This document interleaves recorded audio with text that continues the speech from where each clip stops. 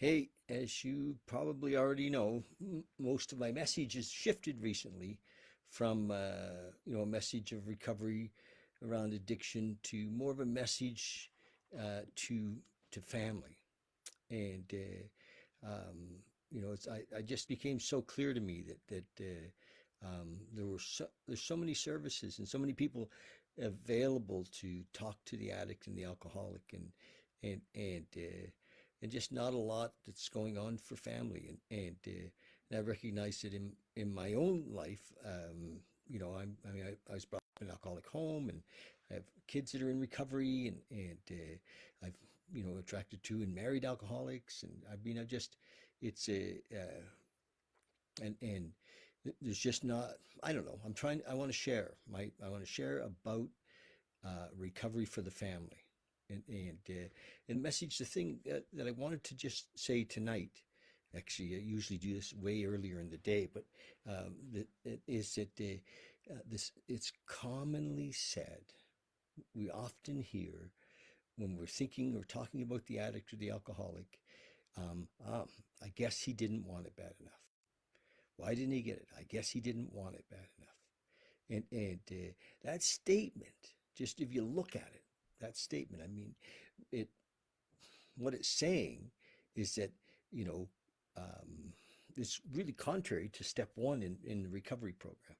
And step one in the recovery program says that we're powerless and that our lives are unmanageable, that we're powerless. And over again, it says that we're out without defense, that any given time we have a certain mental blank spot that and it says that willpower won't work and self-knowledge won't work. And, so wanting it for the real alcoholic and the addict isn't enough. It just isn't enough. It doesn't matter how bad we want it. There's a lot of dead alcoholic and addicts who really wanted it. God, I know hundreds of them over the years that have, clearly really wanted it, and something would happen in their mind, and it wasn't enough. Wanting it would not keep them from the first drink. So it's a misnomer. It's bullshit, actually.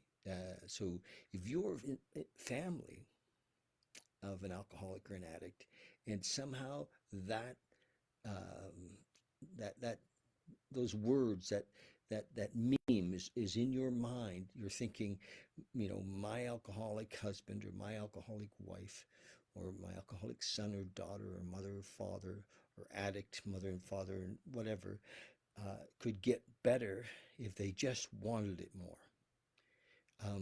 You're on the wrong path. It's bullshit. We have disease that we've come to believe is beyond human. We're beyond human aid. So if I can't fix it, I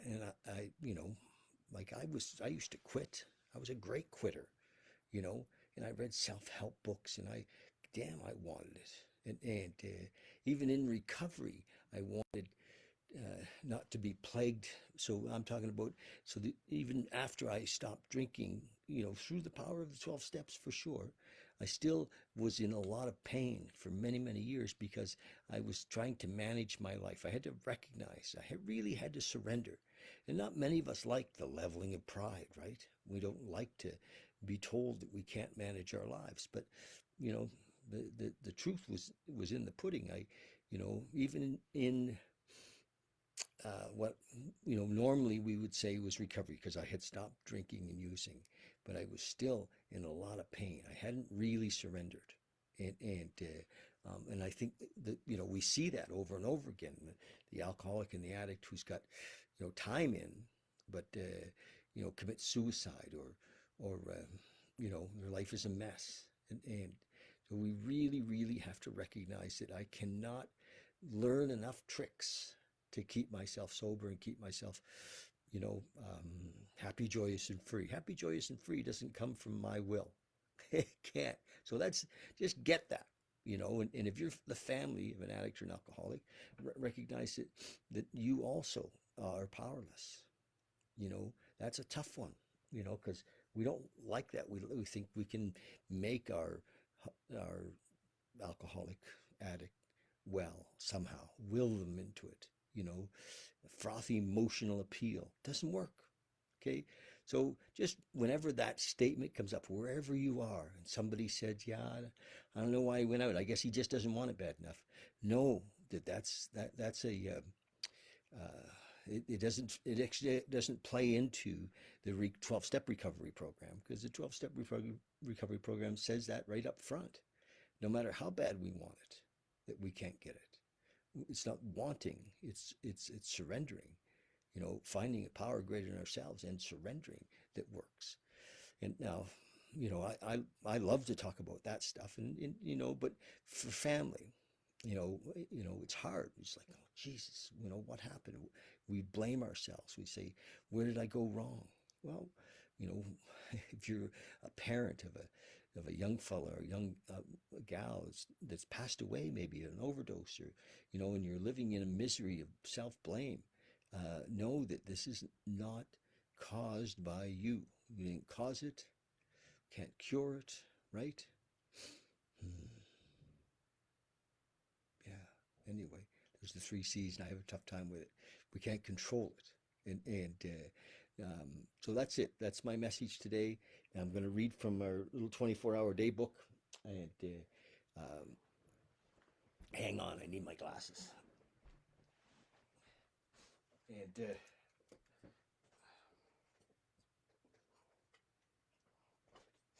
here we go. So, got a late start today. Actually, I have a life. Today I went out with a bunch of the guys and we played some shinny hockey, and I had tons of stuff going on today. Busy, busy day, and but I'm happy to be here now, and hopefully that message helps. I mean, think about it. Think about it. Not many of us like being powerless, but if you have an addict or an alcoholic in your family, you know already there's nothing you can do. So what do? Generally, we ostracize them, or we throw them out, or we tell them to take off.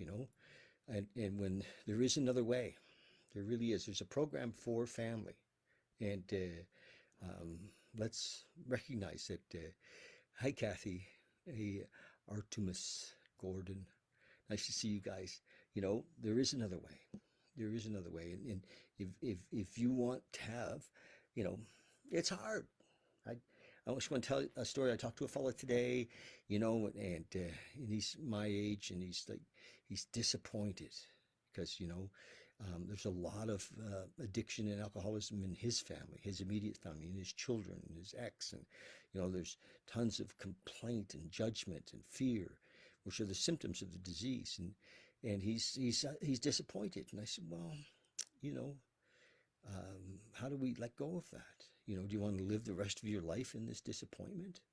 You know, he might have another 20 years left. He's in his 60s, and is that what you really want? And so we do have a choice. That's the choice we have. We can surrender. The choice that the alcoholic and the addict has is surrender, not fight, but to surrender. And the same with the family. We can surrender. You know, and instead of looking at his children, one of them's in jail, and the other one, really won't talk to him. And instead of looking at them for what's wrong with them, let's look at them and see, what, where we can love them. And, we may have to create boundaries, but that's okay. You know. Anyway, here we go. I'm going to read this. I never know what this is going to say. Is it the 27th? This is written in 1954. I started reading this in May. I'm kind of excited that we're getting close to, 10 months of reading this little book every day. I haven't missed a day. Been late a few days, like today, and but February 27th, when we came into the 12-step world, the first thing we did was to admit that we couldn't do anything about our drinking. There we go. It's exactly what I'm saying. We had to admit that we couldn't do anything about our drinking. We admitted that alcohol had us licked and that we were helpless against it. That's the deal. It's not about wanting it bad enough. We never could decide whether or not to take a drink. We always took the drink. And since we couldn't do anything about it ourselves, we put our whole drink problem into the hands of God. Period. That's the deal. And I think this is where we get in trouble sometimes, because we have this confusion about what the higher power is. And I have a lot to say about that, you know, and a lot of help and guidance on that, because you know, we recognize that, a higher power, a God of your understanding, can be quite broad. I have some things on that I think that can open the door really, really wide, so that you see a way to come into this. And since we couldn't do anything about it ourselves, we put the whole drink problem into the hands of God. Yes, we surrendered.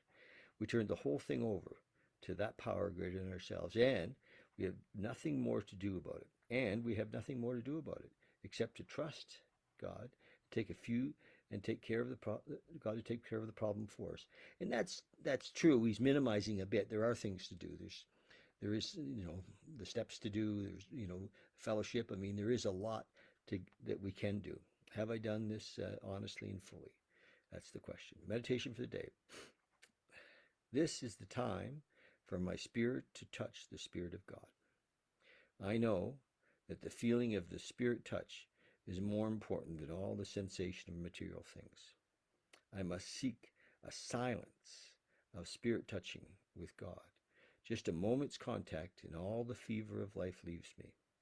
Then I am well, I am whole, I am calm, and I am able to rise above. I'm able to arise and minister to others. Yes, God's touch is the potent healer. I must feel that touch and sense God's presence. And that's, by the way, I mean, that's totally what happens. We have the experience of that connection. It's not the belief in, but we actually have the experience of that connection. And when we experience that connection, we're lifted up.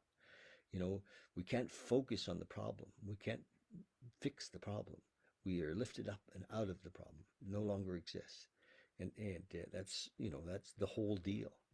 I know it sounds complicated, but it's the whole deal. Prayer for the day. I pray that the fever of resentment, worry, and fear may melt into nothingness. And that's what happens. They melt away. I pray that health, joy, peace, and serenity may take its place. Amen. So, that was the conversation I had with a fellow today, and, here he is in his 60s and kind of disappointed, and he's a kind of a Christian guy. And I said to him, well, do you believe that God's made a mistake? That universal intelligence, that consciousness has made an error? And it should be different because you want it different? And he didn't have a lot to say about that. I said, so, our ego gets in the road. It's ego that keeps us sad. It's ego that says this is wrong. Let's accept who we are, what we are, our family around us, love them just the way they are. And our love can heal, can lift them up.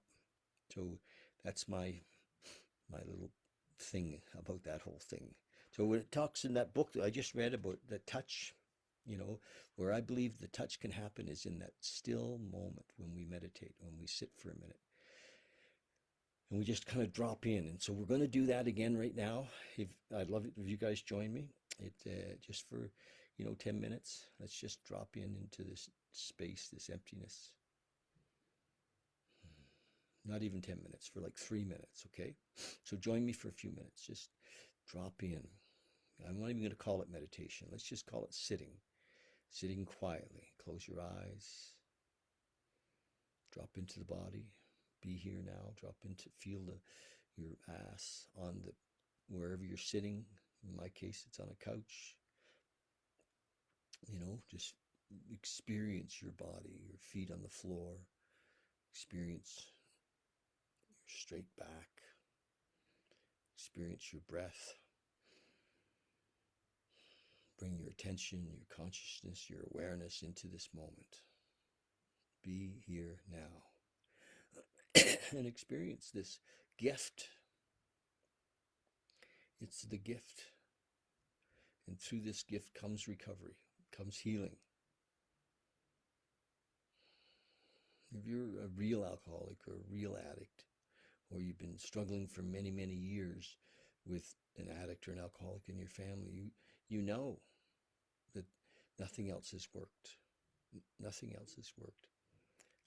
Also this morning I spent some time with a fella, and we were talking about his search for recovery, and how he, you know, he's a really intelligent, educated fella, and he's spent a lot of time researching, trying to find a way out, you know, through therapy and through all kinds of promises from different groups, and he realizes that it just, you know, he's no longer looking that way. He's looking for a, you know, a spiritual fit now, because he realizes that nothing else has worked for him. Sometimes we have to exhaust all other avenues.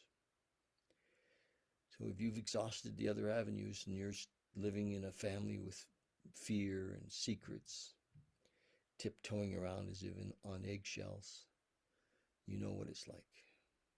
There is freedom. The freedom is in a relationship with a higher power, with love.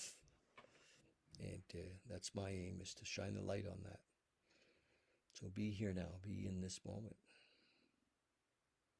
Drop in. Just let your mind be still for a minute.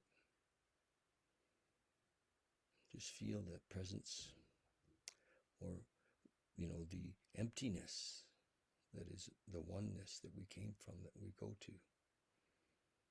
It's always been there. The answer is not outside, it's inside.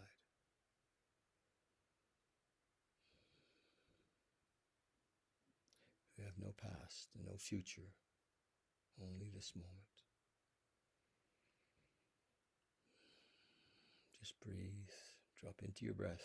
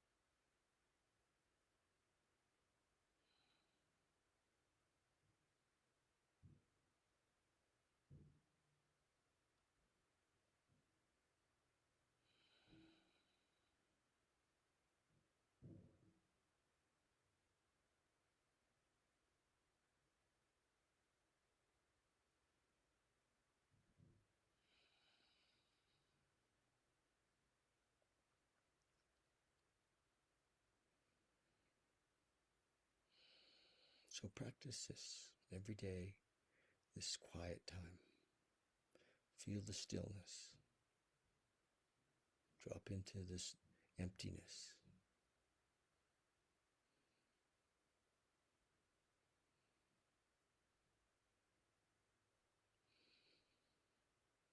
My prayer for many years was, show me, guide me, strengthen me, show me what you'd have me to be.